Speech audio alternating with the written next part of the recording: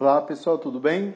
Vamos para a nossa primeira parte do curso de Geometria Analítica, né? Vamos falar agora sobre vetores. E o objetivo, como eu comentei, é dar uma noção intuitiva sobre o que seriam esses vetores. Então, vamos lá. Imagina o seguinte, a gente tem, naturalmente, dois tipos de grandezas. As grandezas escalares e as grandezas vetoriais.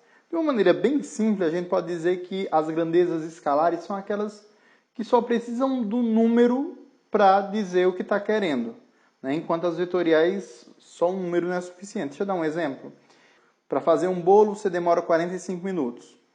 Você vai saber aquele tempo certo. Mas grandeza vetorial. Deixa eu dar um exemplo de grandeza vetorial. Eu moro a 1 quilômetro daqui do ponto que eu estou. É suficiente para indicar onde eu moro? Não. Aí você vai precisar mais do que isso. Se você quiser saber onde eu moro, você vai ter que indicar uma direção, você vai ter que indicar um sentido. Então, dessa maneira, as grandezas vetoriais elas necessitam mais do que o número para definir o que são, né? Aí aqui tem a definição, né? São aquelas que ficam completamente definidas por apenas um número, né? Acompanhado, lógico, de uma unidade, né? Se você está falando de medida, você pode falar de peso, por exemplo, quilo, grama, enfim. Aqui alguns exemplos de unidades medidas, né, ou grandezas escalares. Né? Você tem comprimento, você tem área, volume, massa, temperatura, densidade, e são grandezas que, dando o valor, é suficiente. Agora, temperatura, no caso, é um exemplo também. Né? Agora, uma situação em que a gente precisa de grandeza vetorial, né? São aquelas que, para serem perfeitamente caracterizadas, necessitamos conhecer seu módulo, direção e sentido. Um exemplo disso é a força.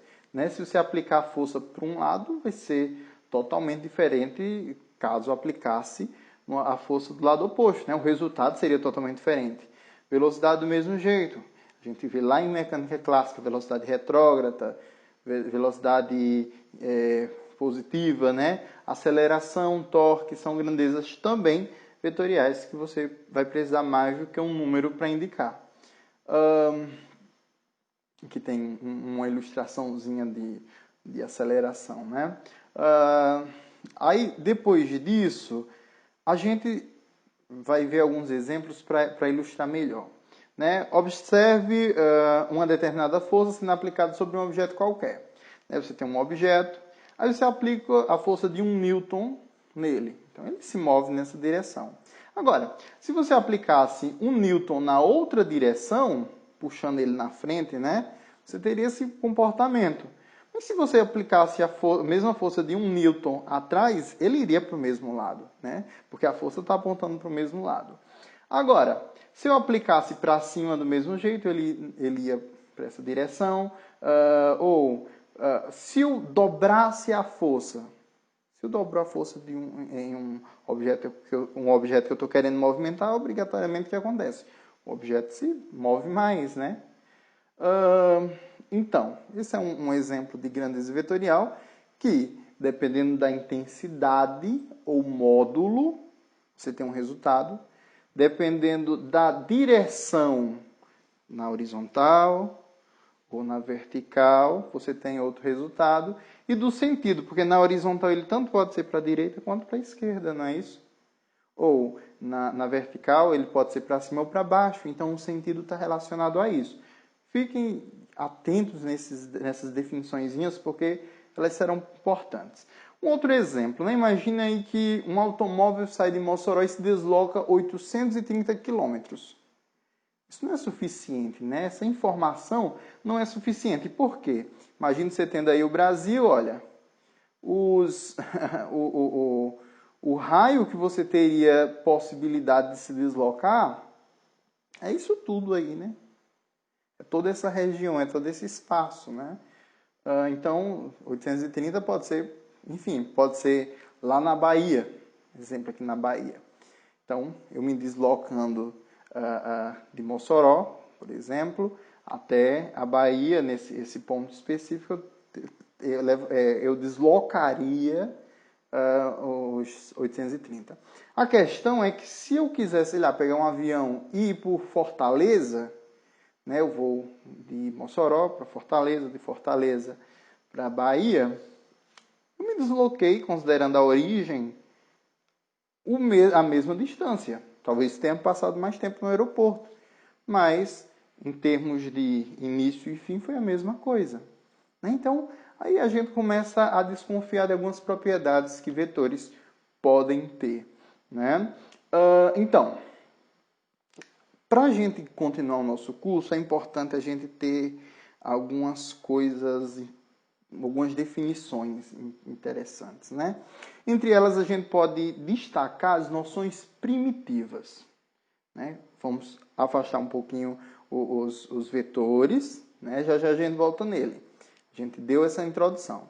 Agora vamos falar aqui sobre alguns conceitos matemáticos, né? Na matemática existem alguns conceitos primitivos.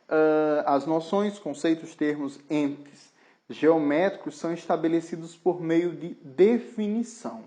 Definição é uma coisa que você define e a partir desse pressuposto você continua o raciocínio, né? As noções primitivas, elas são adotadas sem uma definição formal.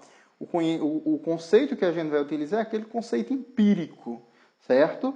Entre eles, a gente pode definir como noções primitivas o ponto, a reta e o plano, certo? O ponto, o objeto, que não ocupa lugar no espaço, né?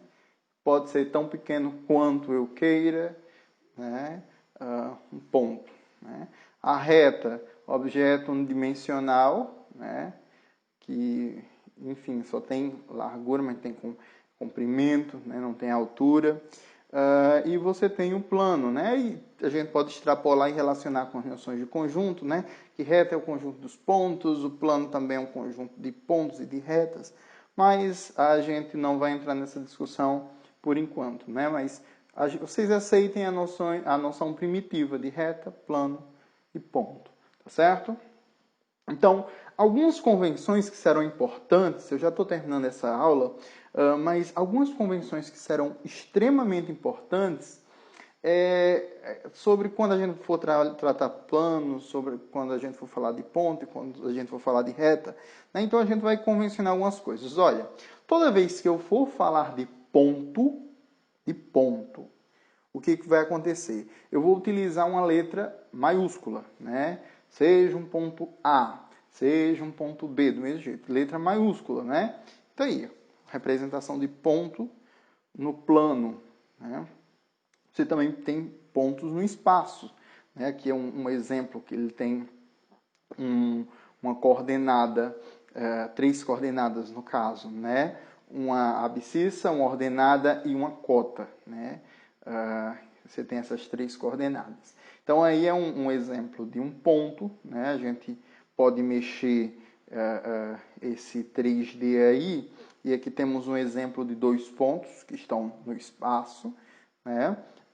E aqui esses pontos se mexendo. Na realidade, a gente está só movimentando os eixos para visualizar melhor, mas os pontos lá estão fixos. É como se você estivesse olhando de uma perspectiva diferente. Bom, em relação às retas, vamos convencionar o seguinte. As retas a gente usa letras minúsculas, né? R, S, T, geralmente consoantes, né? Pode ser qualquer outra, né? Mas a gente convenciona geralmente dessa maneira. Então, toda vez que eu falar de uma reta, seja a reta R, aí já estou falando o R minúsculo, né? E aqui temos um exemplo de uma reta no plano ou retas no espaço do mesmo jeito, ela vai ter coordenadas, vai ter, que é um assunto que a gente vai ver lá na frente, mas eu já adianto que é uma ordenada, uma abscissa e uma cota. Né? Aqui a gente tem, olhando de perspectivas diferentes. Só uma observação, esses desenhos todos foram construídos no GeoGebra. Né? Então, pode ser legal também para você praticar um pouco sobre isso. E só para finalizar, os planos. Né? O plano a gente vai ver lá na frente, lá perto do final do curso, mas a gente vai convencionar que quando estivermos se referindo a planos, a gente está falando, a gente usa a letra grega, né? Seja um plano π, seja um plano alfa, um plano beta. Geralmente, letras gregas também estão relacionadas com ângulos, não é isso? Então, por exemplo, aqui você tem um plano, né, que coincide exatamente com os eixos x e y. Seria exatamente o plano cartesiano. Você também pode ter planos que não são, vamos dizer assim, transversais, né, mais esquisitos. E você tem, aqui você tem uma representação gráfica mudando a perspectiva do plano, né? Estou rotacionando aqui esse plano e vamos ver o que acontece. Então, pessoal, para esse primeiro encontro é basicamente isso. Fiquem atentos aos próximos vídeos. Se tiver alguma dúvida, deixe lá no fórum de dúvidas, certo? Então, um abraço, bons estudos a todos e até o próximo vídeo.